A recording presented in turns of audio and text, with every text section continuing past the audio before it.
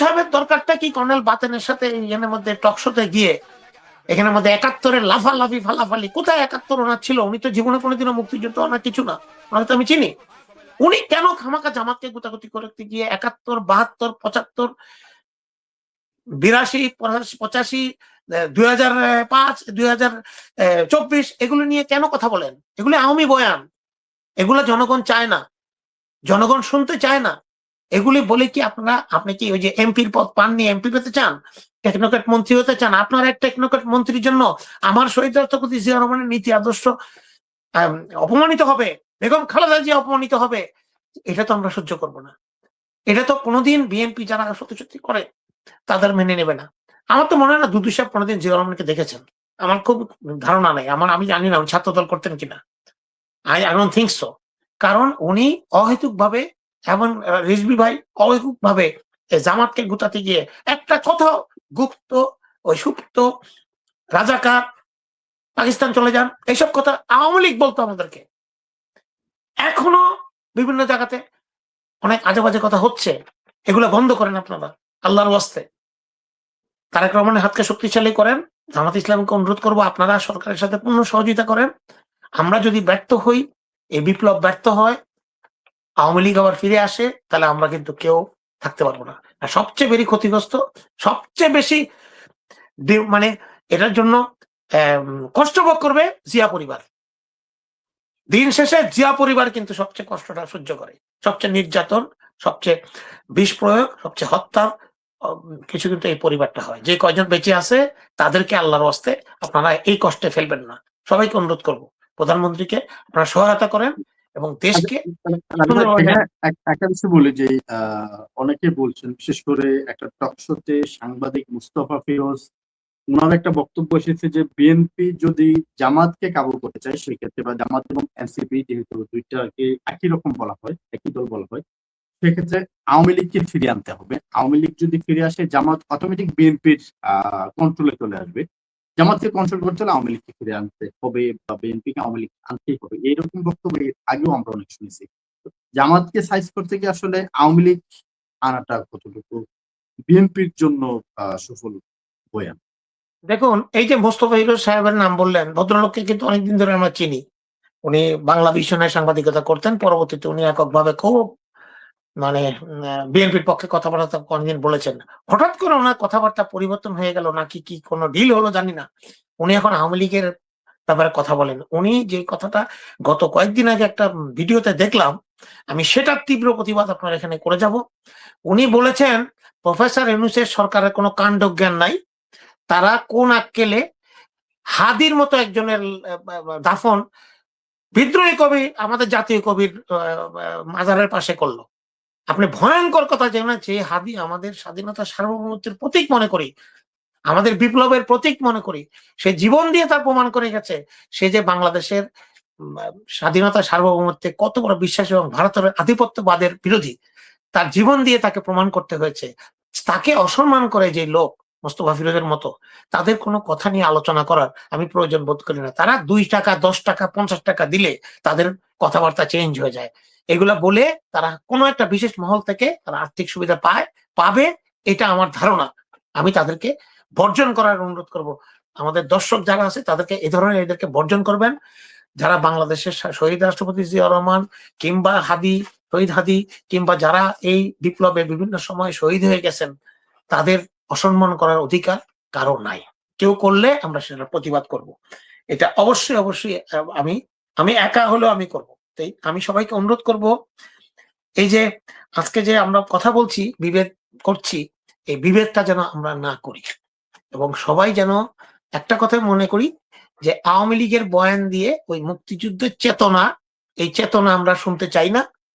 আসল চেতনা যদি আপনারা নির্মোহ ইতিহাস লিখতে পারেন, লিখে আমাদের কাছে আসবেন, কজন মুক্তিযোদ্ধা ছিল, কতজন শহীদ হয়েছে, কতজন ধর্ষিত হয়েছে, কতজন আমাদের মা বোনের ইজ্জত হারিয়েছেন, এটা সুন্দরভাবে করে, তাহলে আমরা সেই ইতিহাসটা আমরা চর্চা করব, আমরা বলবো। এছাড়া এসব আওয়ামী লীগের আর ভারতের ইতিহাস আমরা শুনতে চাই না।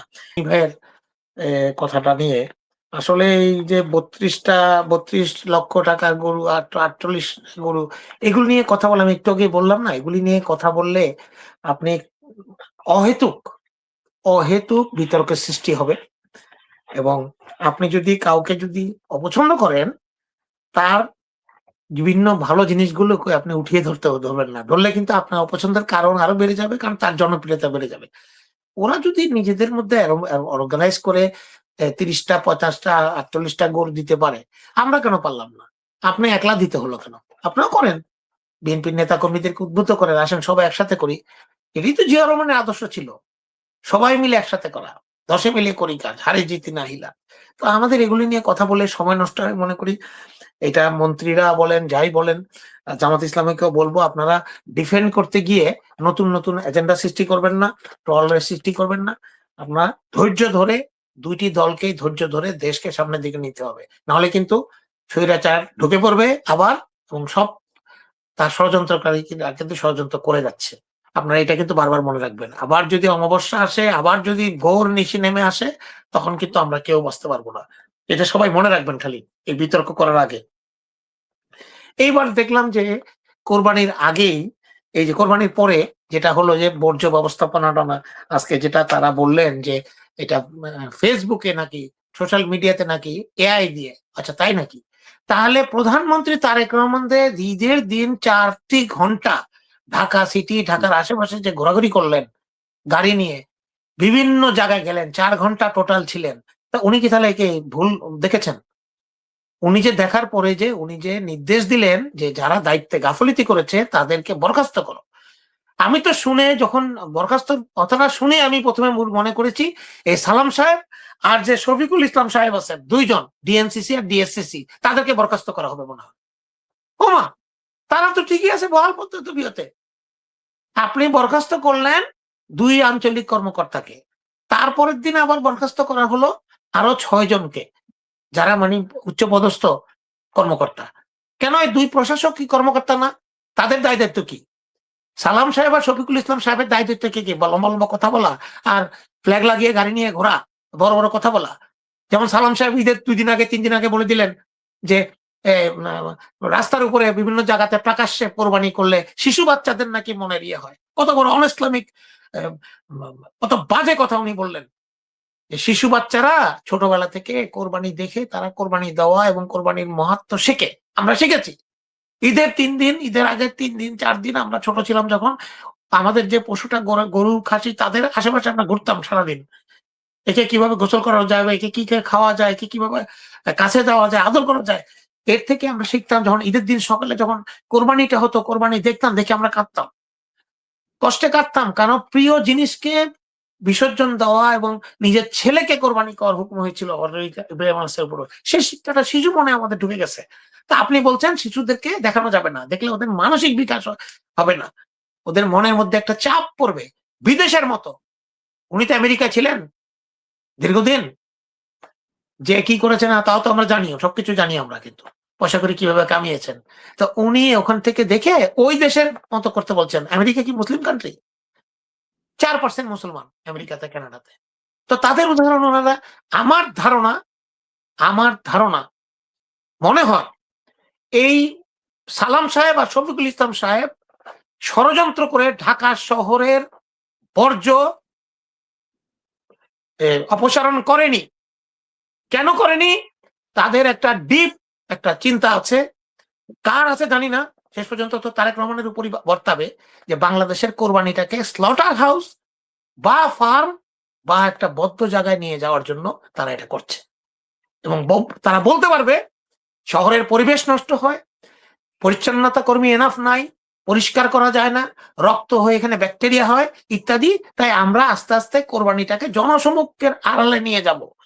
যে আমাদের যে গরু কোরবানি দেওয়ার যে সার্বভৌমত্ব আছে, স্বাধীনতা আছে, ধর্মীয় স্বাধীনতা, আমাদের বাচ্চাদেরকে নিয়ে শেখানো, দেখানো, এটা তার ভিতরে দিয়ে দেওয়া, এই ফিলিংসটা, এই ইমানটা, এইটাকে বন্ধ করার জন্য আমি জানি না কার তত্ত্বাবধানে, এখানে আর কোনো বিদেশি শক্তি আছে কিনা, ওয়েস্টার্ন কোন কেউ আছে কিনা, বাট বাংলাদেশের মধ্যে এই সালাম সাহেব যেহেতু বলেছে এবং বিএনপির নেতা, তাকে এই দায়িত্ব নিতে হবে। এটা তারা করতে চায়। যদি প্রমাণ হয় তাহলে এই কথাটা আপনারা মনে রাখবেন যে আমি বলে গিয়েছিলাম 2026 সালের ঈদের পরে 6 জন এবং 8 জনকে বরখাস্ত করা হয়েছে ঢাকা সিটি এবং উত্তর এবং দক্ষিণ